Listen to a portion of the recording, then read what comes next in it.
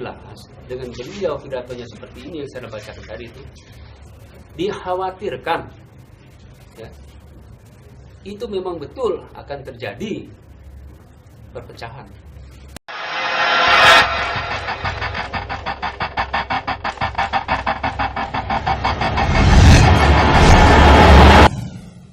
Terkait dengan pidato Megawati beberapa waktu lalu yang dianggap menistakan Islam, Aliansi Anak Bangsa yang diwakili oleh Baharuz Zaman melaporkan Megawati ke polisi dengan tuduhan menistakan agama Islam.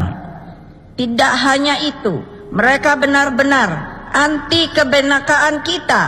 Itulah yang muncul dengan berbagai persoalan SARA akhir-akhir ini. Di sisi lain, para pemimpin yang menganut ideologi tertutup pun memosisikan diri mereka sebagai pembawa self-fulfilling prophecy, para peramal masa depan. Mereka dengan fasih meramalkan yang akan pasti terjadi di masa yang akan datang, termasuk dalam kehidupan setelah dunia fana. Padahal notabene mereka sendiri tentu belum pernah melihatnya. Yang menganut ideologi tertutup pun memosisikan diri mereka sebagai pembawa self-fulfilling prophecy, para peramal masa depan. Mereka dengan fasih meramalkan yang akan pasti terjadi di masa yang akan datang, termasuk dalam kehidupan setelah dunia fana. Padahal notabene mereka sendiri tentu belum pernah melihatnya. Nah, ini yang menjadi dasar saya melaporkan Ibu Mega. Karena di dalam dunia fana, setelah dunia fana ini berarti kan ini dalam arti kata sebagai pandangan orang muslim ini hari akhir. Hari akhir itu hari kemudian. Nah, ya, alam akhirat. Dan tentang alam akhirat itu tercantum dalam rukun iman, yaitu rukun iman yang kelima. Nah, rukun iman yang kelima itu rukun iman yang keenam, saya ulang ya, rukun iman yang keenam ya. Nah, itu pada rukun iman yang kelima ya, pada rukun iman kelima. Nah, itu ada di dalam Al-Qur'an. Nah, itulah yang menyebabkan saya merasa, ini Bu Mega kok bicaranya seperti ini dalam pidato tersebut. Nah, ini yang mendorong saya, Bu. Jadi bukan tersinggung nggak Pak atau marah gitu dengar pernyataan? Oh, bicara marah sih tersinggung atau bicara marah itu tergantung ya. Bagaimana kita nyampaikan dengan adanya saya melaporkan ini adalah bentuk apa namanya? Bentuk tanggung jawab sebagai warga negara ya kan, sebagai orang muslim.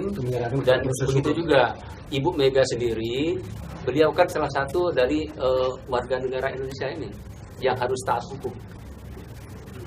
Ibu Mega dinilai menurut Bapak itu kenapa? Rasis atau apa gitu, gimana Pak? Kalau dibilang rasis ataupun saya tidak pernah bicara seperti itu Bu ya. Tapi jelas dalam konteks pidato beliau ini menurut saya ya dia sudah menodai agama. Pak, sudah pernah berkomunikasi langsung untuk menanyakan maksud omongan itu kepada Ibu Megawati atau belum nih Pak? Oh belum. Kenapa nggak sebelum melapor? Mungkin mencoba mengklarifikasi bersama gitu. Apakah duduk bersama atau saling lapor gitu? Emang kenapa alasan jadi langsung melaporkan itu Pak? Mungkin bisa dijelaskan lebih. Waduh, saya ini kan orang kecil ya, Bapak-bapak orang kecil.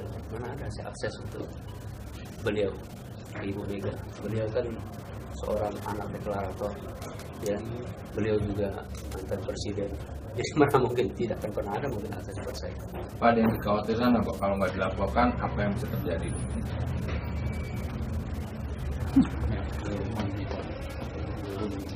Ya. Gimana? Bagaimana? Ada yang dikhawatirkan nggak kalau nggak dilaporkan? Yang dikhawatirkan Bapak apa? Gitu? Apa akan terulang tuh? Ada yang sama atau apa? Gitu?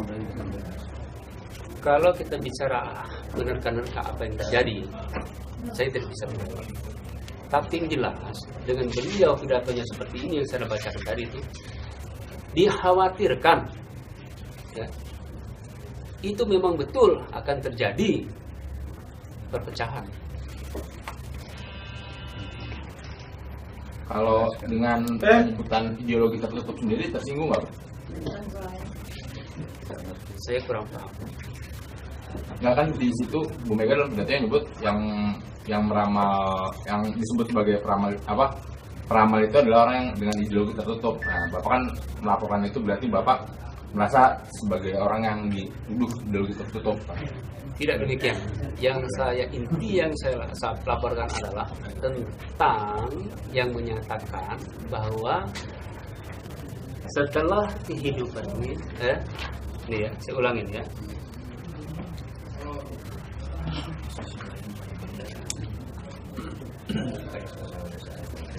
Ya, termasuk dalam kehidupan setelah dunia fana. Ini sekali lagi saya sampaikan, setelah dunia fana ini berarti kan hari akhir. Hari akhir itu tercantum dalam rukun iman, yaitu rukun iman yang kelima. Nah, sedangkan rukun iman itu tersendiri terdapat di dalam Al-Quran yang merupakan firman Allah.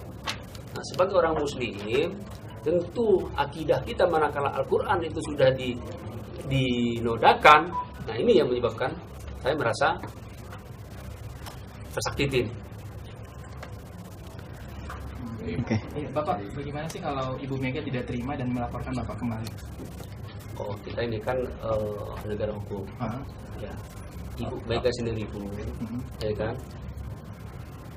Dia juga harus taat hukum. Ya, kalau beliau melakukan itu ya itu hak beliau. Berarti Bapak siap gitu untuk dituntut balik? Ya.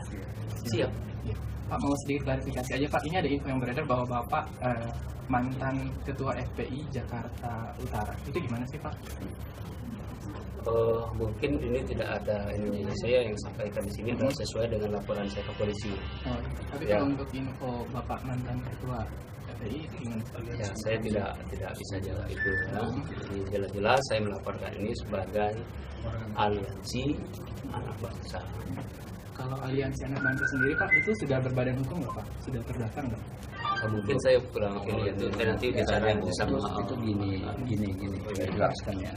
Ini kan sebagai warga negara Indonesia Muslim, jadi sebenarnya tidak ada kaitan dengan apapun, hanya tersentak dirinya melihat ada sebuah ketidakadilan. Apa ketidakadilan itu? Yang dimaksud ketidakadilan itu bahwa ada sebuah penodaan, ada sebuah kebencian yang kebetulan unsur itu masuk dalam agama, dalam kurung Al-Quran.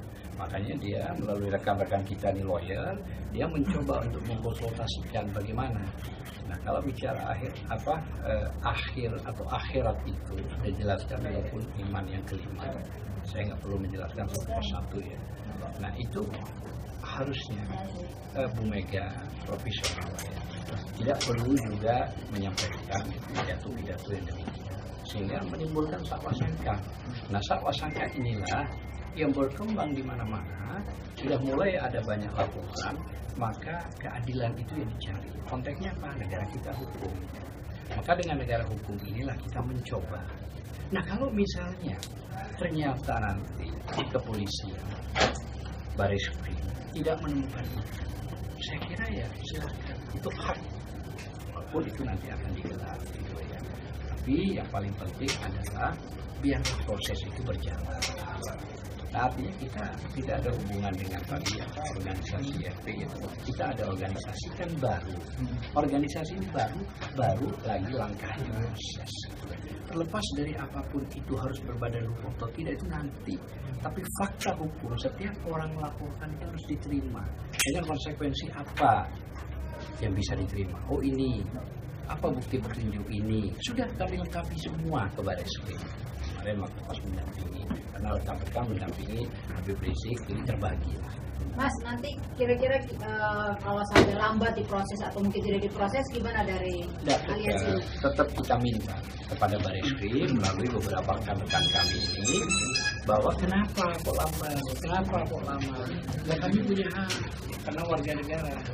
Nah, sekarang yang paling penting intinya laporannya. Nah, ini laporannya. Oke. Coba ditahan Pak. Coba Pak. 23. Ya. Ya, itu. Mandi kita. Belum.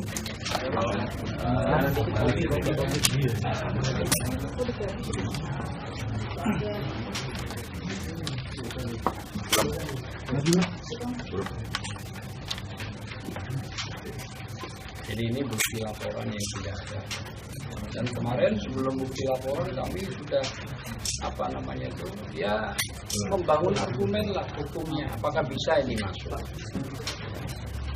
Pak Bambang itu datangnya siapa ya Pak?